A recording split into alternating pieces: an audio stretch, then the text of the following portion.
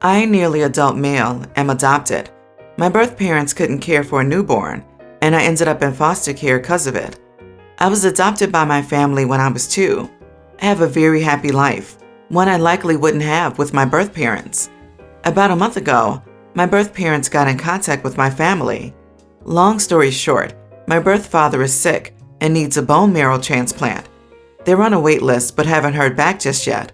I am the only child they ever had, and odds are that I am a match. Pretty much they wanted my parents to get me tested and then donate my marrow to him. My parents told me that it was up to me, and after some thought, I said no. I don't know them, other than they gave birth to me. They have had no part in my life whatsoever, and now suddenly they need me? Well, they sent my parents a nasty message, saying they could use force and have me donate my marrow. I do feel a little bad, but I feel like this isn't my problem. My birth parents didn't lovingly give me up. I was taken. My parents don't know the exact reason that information was never released to them. They were told, and I quote, "It wasn't a good environment for a child." I was taken. Even if they had given me up, it doesn't mean I owe them anything. Not like I asked to be born, like every freaking child on this green earth. Now being born means I'm suddenly in debt to them? I don't owe them anything. I don't care if she spent 8 hours in labor with me. They aren't my family. I have a wonderful family who is supporting me right now.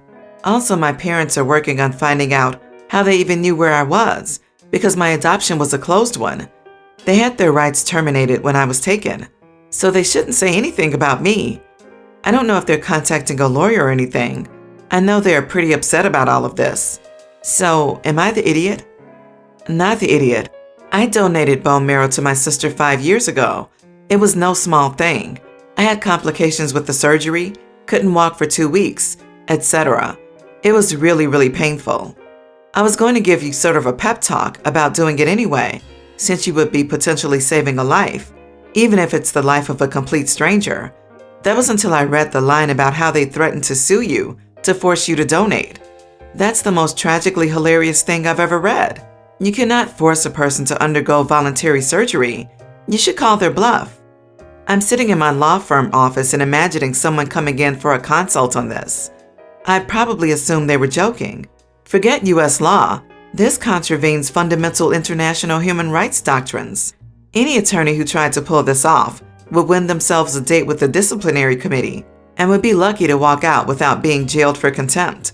I never get tired of the people who boldly threaten legal action while obviously having no idea what they're talking about. Not the idiot. How dare they threaten you like that?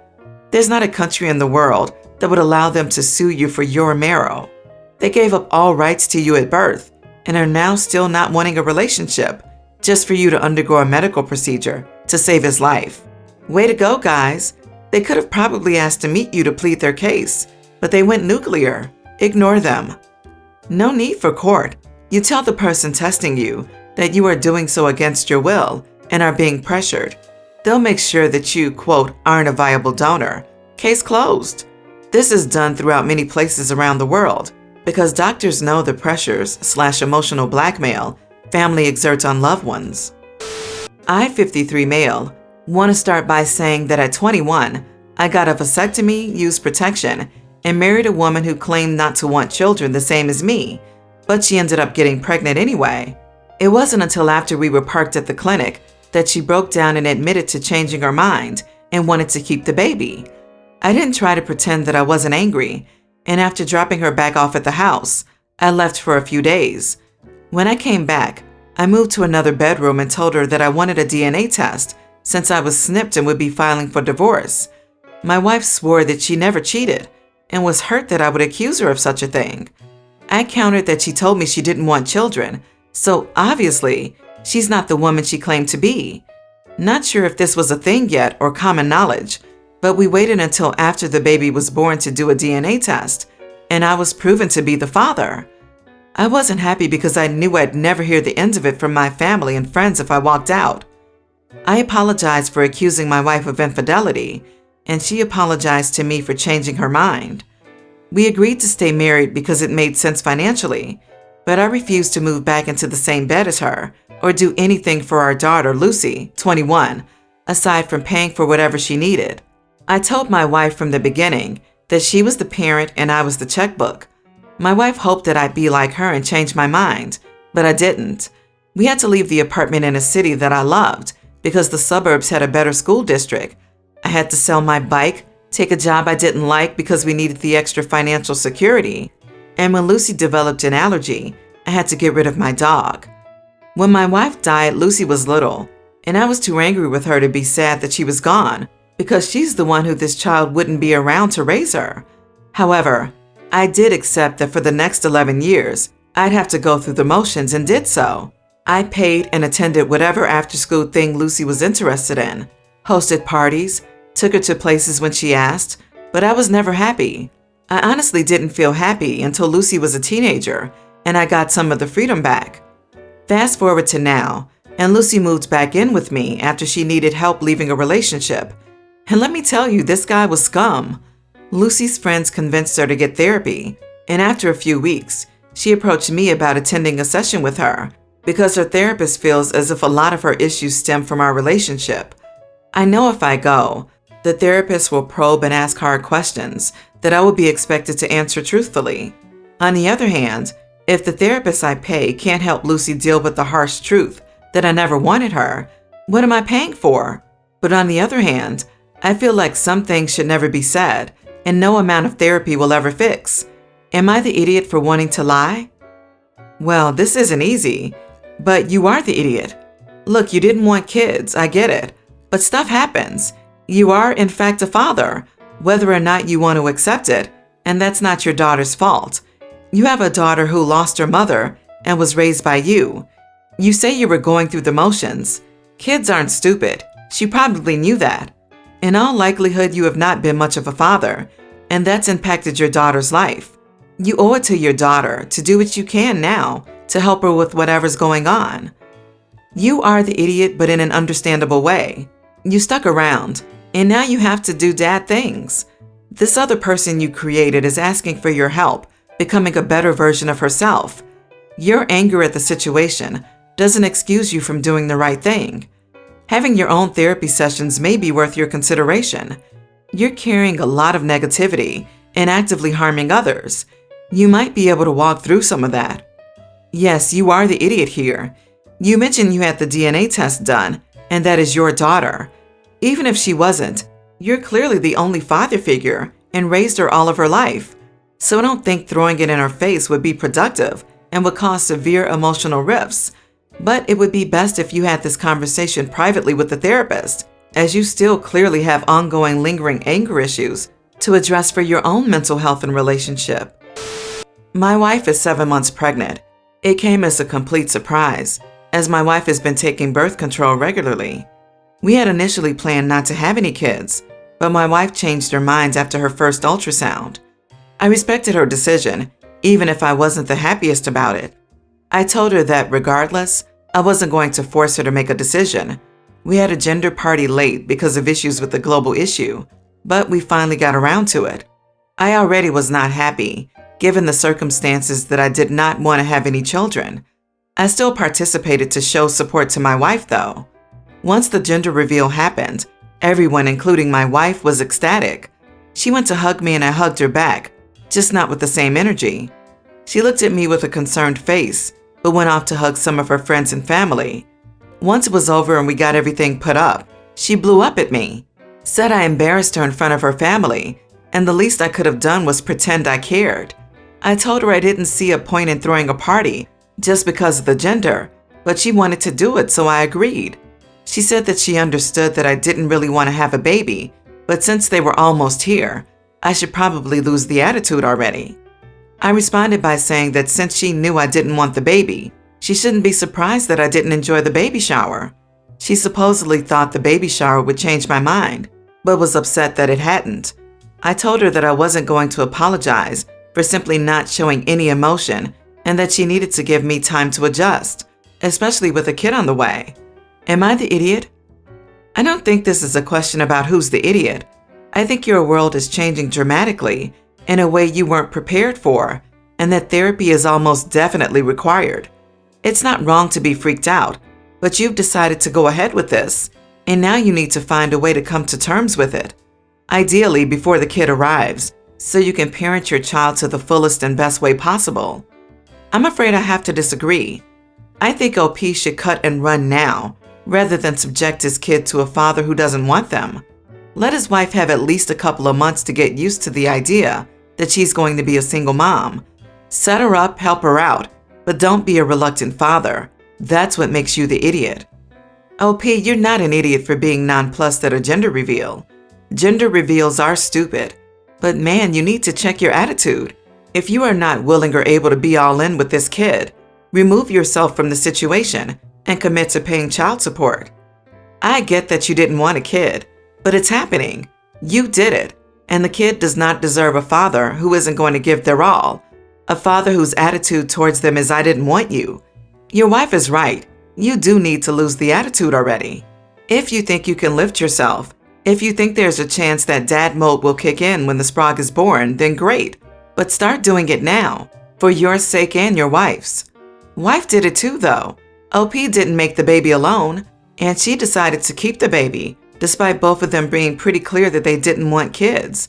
She, of course, has the right to change her mind, but she does not have the right to force, manipulate, or browbeat OP into changing his. You're right.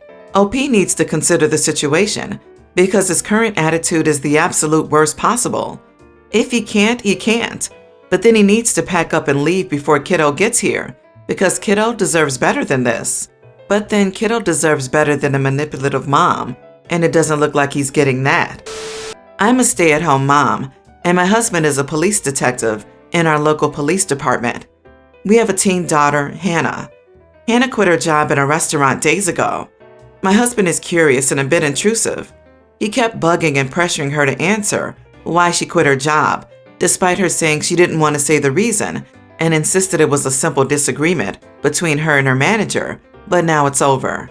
She eventually caved in and told us it was indeed a simple disagreement, and that was it. But my husband kept saying he had a hunch there was more to the story than she's letting on, and kept saying, "I gotta know, I just gotta know." I told him to drop it, and he said, "Why not?" Hannah came home yesterday looking upset, saying her former manager notified her that her dad contacted him to know the real reason she quit. The manager asked her if she told us a different story or lied, but later what she said was true. Obviously, since her former manager confirmed it but thought it was weird, my husband contacted him to ask, especially after introducing himself as a detective, which freaked the manager out.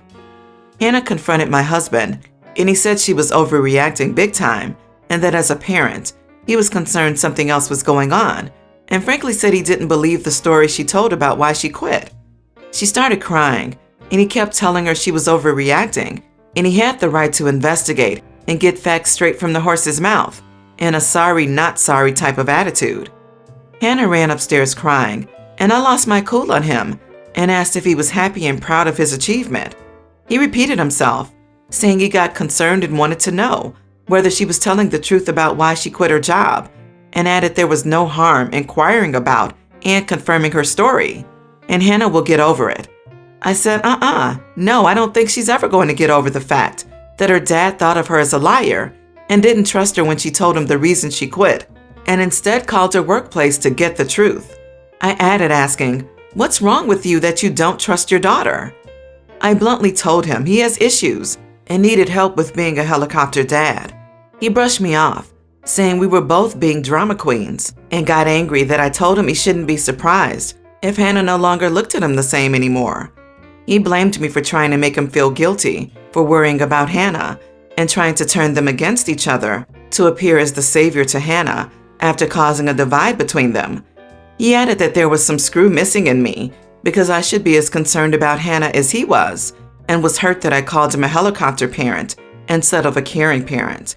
But people quit their jobs every day, and I don't see what's the big deal. Am I the idiot? Not the idiot. He's not a helicopter dad. He's an untrusting control freak. And you nailed it, that his attitude is going to make it impossible for him to have a healthy relationship with his daughter for a long time. He needs help. He needed to hear it straight from the horse's mouth, except he already had, from your daughter, who's the one who quit and is the only one who would know her exact reasoning for doing so.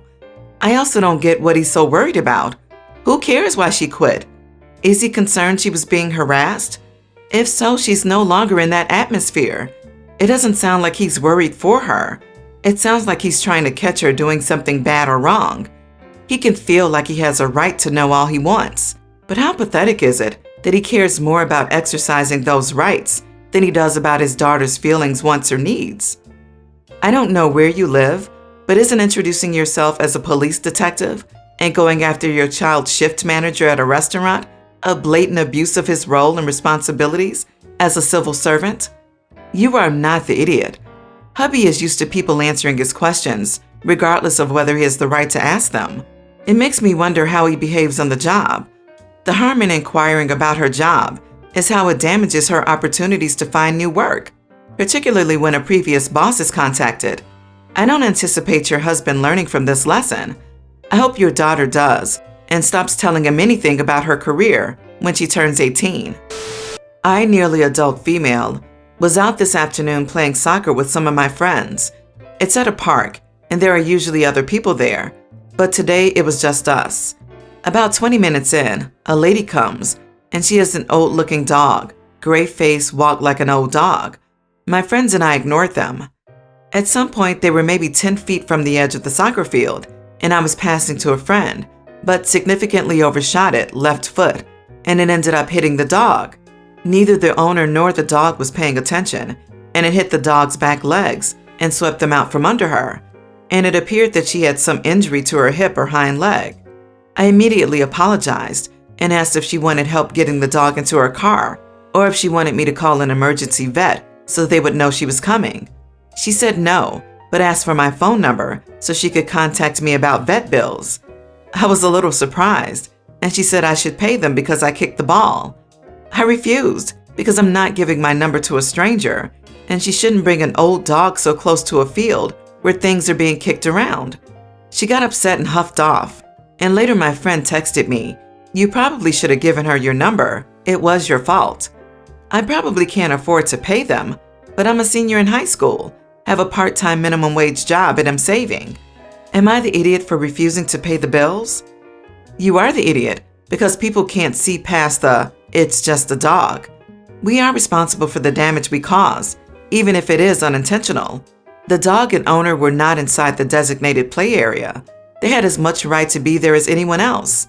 The moment that ball left the soccer field, it was in a public place. When it struck anyone, dog, human, car window, any resulting damage becomes that person's responsibility who set that ball in motion. Not the idiot. You weren't responsible playing soccer on a soccer pitch, and it sounded like she was a bit overly entitled. All pet owners understand that medical bills are a part of pet ownership. Even when kids are technically responsible for paying for such things, very few adults expect children to pay for such things. You are the idiot. You injured an elderly dog and refused to take responsibility. Of course the woman refused your offer to help her put her dog in the car. You can exacerbate injuries by moving the injured party incorrectly. Your excuse that you didn't want to give a stranger your phone number is ridiculous. If your ball had damaged a parked car, I assume you would have left a note with your contact information, because not doing so would be illegal. Not the idiot. If you're playing football on a pitch designated for football, then you were doing nothing wrong, and she must have been able to see a game was going on long before getting that close. You even apologized and offered to help. It's a public area where ball sports are allowed, and if she was walking like 10 feet from the pitch, then that's even more chance you'll get hit by a ball.